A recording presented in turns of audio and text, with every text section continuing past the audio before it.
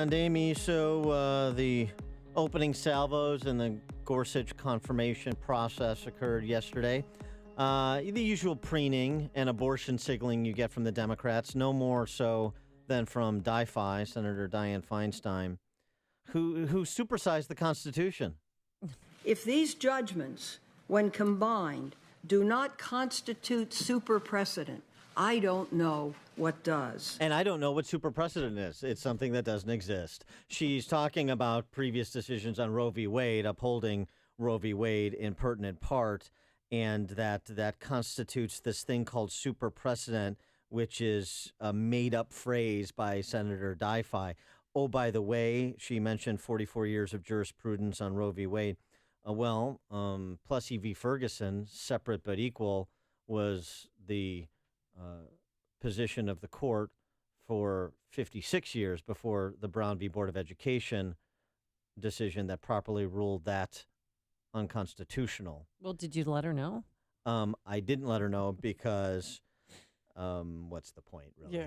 So that's what the Democrats did. And then you had Swiss Family Gorsuch. Oh, stop it. Neil and Louise, Uncle Jack. Uncle Jack, and then the car full of high school girls. The debate team went through a snowstorm in Wyoming. I mean, he's just an all-around good guy, and the animals love him, too. Cousin Petey. I mean, everybody was included in Neil Gorsuch's opening statement. Mr. Chairman, I could not even attempt to do this without Louise, my wife of more than 20 years.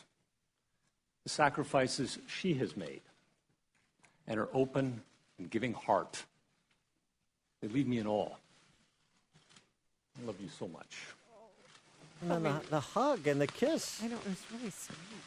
I mean, every woman, everyone dreams for a Neil Gorsuch in their lives. I dream for a Neil Gorsuch in my life, and I know it's never going to happen because I'm cynical and jaded. I don't deserve Neil Gorsuch. Louise does. Well, she had him at hello.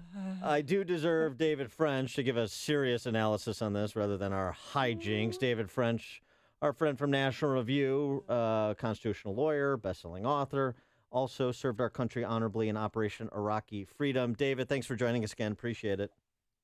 Thanks so much for having me. I appreciate you having me. Now, I know I read your piece on Gorsuch's opening statement, and you took it. You had a different take on it than I did. I think it's authentic. I think he's a really good guy, and I don't think there's anything there, much as the Democrats try and dig. I'm just a little bit jaded with the Horatio Alger stories that we get from politicians and nominees for cabinet secretaries and even Supreme Court justices. So forgive me if I'm not the silly heart that you are. Well, I've been around enough folks who've been in that situation to know that there's an awful lot of them who, truth be told, are pretty awestruck that it's happened to them. Pretty humbled and sobered by the experience, and pretty grateful for the people who helped them get there. I mean, you can't. It's tough to imagine. I could only imagine how I would feel in that circumstance, and I hope that I would feel that I didn't get there all on my own. That I got there with the help of others. And I do think that when he talked about the values that guided him, we don't have any reason at all to doubt his sincerity in the application of those values to his life. I mean, look at the overwhelming testimonials from all the people who've worked with him and known him over the years. So when he articulated those values, I felt like, let's even leave aside all the, as you called it, Swiss Family Robinson. Let's just talk about the values that he talked about how a judge is to behave, how, a public servant is to be honorable. I think that, he's got many years in public service and in the respect and esteem of virtually everyone around him to attest that he lives those values. And I thought that was what was the most important point of that opening statement. Now you make me feel bad about myself for criticizing. Well, I mean, he vowed to be independent and to go where the law takes him. So what are going to be the lines of attack against Judge Neil Gorsuch? Well, there's kind of two lines of attack that have emerged. Number one is, he just rules for the wrong people.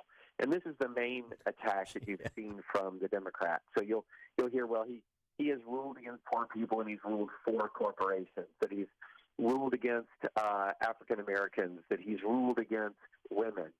And, this is just kind of an intellectually silly attack. It's almost like, what matters in a case isn't the actual law that's being applied, but the race or gender or economic status of the litigant. So poor beats rich, sole proprietor beats corporation. I mean, that's absurd. Nobody believes that. And even the liberal judges that they love can rule for corporations, rule against poor people when the law is not for them. So that one's silly. And then there's another one that's, however, has a bit more philosophical depth. And it's really emerging that they're attacking Judge Gorsuch for respecting religious freedom. And this has more philosophical depth, and not because I think it's correct, but because they're articulating a worldview that I think is threatening to fundamental liberties. And that is that basically every government-created right stands on equal footing with the fundamental constitutional rights that are in the Bill of Rights, and then judges just kind of decide based on, ideology and balancing of harms as to which one will win. So, for example, in the Hobby Lobby case, his critics say, well, on the one hand, you had religious liberty. On the other hand, you had the right to free contraception. So who's to know who should win that one? Well, the right to free contraception isn't actually a right. It is a privilege granted by the government.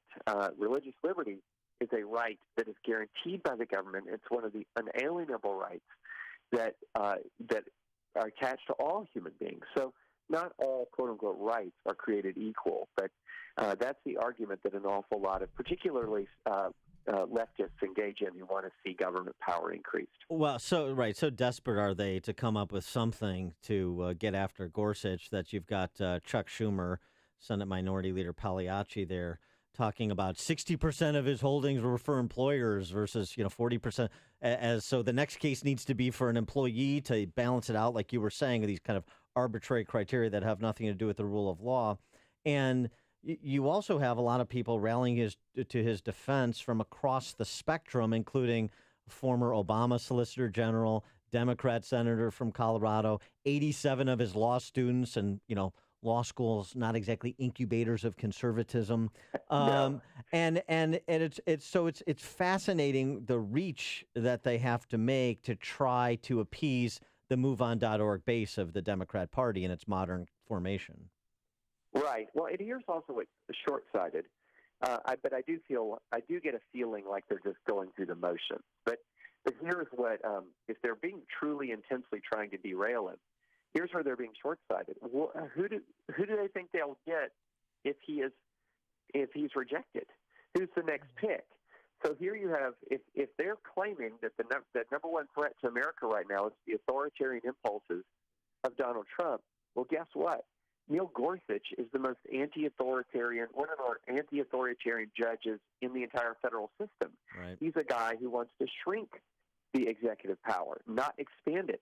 One of his key disagreements with Justice Scalia, who's a mentor and an idol of his, was, in fact, Justice Scalia was more comfortable with executive power than Judge Gorsuch is. So, I think the Democrats are being short-sighted here because guess who gets to pick the next one if they reject Gorsuch? The same guy, Donald Trump. So I expect him to be confirmed. I expect it not to be terribly difficult, barring some incredibly unforeseen circumstance. And switching topics, want to get your review on Jim Comey's testimony before the House Intel Committee yesterday, including a statement he made about where this is where I got a real problem with Jim Comey and why I suggested that he resign or be removed after the election.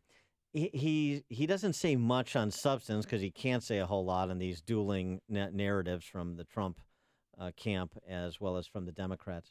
But he's willing to say that Putin disliked Hillary, so he was working for anybody trying to advance the interests of anybody running against her, but then he realized she was going to win, so he just focused on undermining. What is he? Is he a Fox News political pundit? That is a political analysis, which, by the way, people that have just as much geopolitical knowledge of Jim Comey disagree with, suggesting that Putin was actually just trying to undermine the democratic system, which is in our representative republic, which is what the Russians are always trying to do.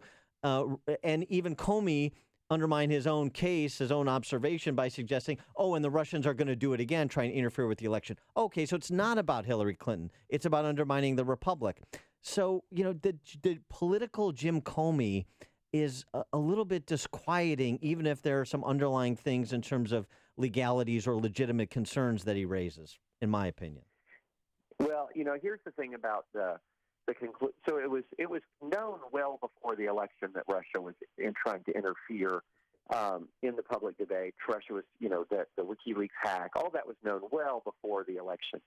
The question that emerged and the question that was answered by the leading security agencies after the election was this why. And the default answer, of course, is just this is what they do. They try to undermine faith in democracy. They try to delegitimize American institutions. But all of the major intelligence agencies believe that essentially at some point in time, the normal why morphed into also beating Hillary Clinton.